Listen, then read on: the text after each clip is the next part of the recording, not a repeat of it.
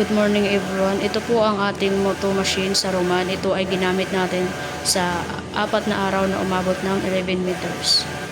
Ito po ang ating printer head. At yun naman po ang copy. Head clean.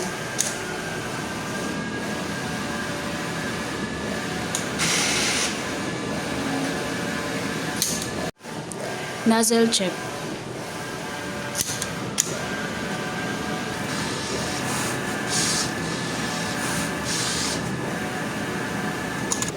Ito naman po ang ating waste tank. Ito po ang ating AVR. Ito naman po ang ating ink tank. Ito naman po ang ating ICC profile.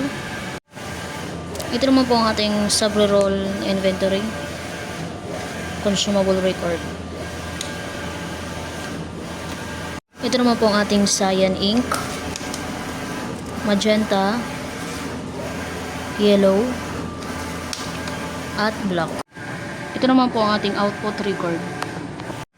At ito naman po ang ating consumable withdrawal. Ito naman po ang ating daily maintenance checklist.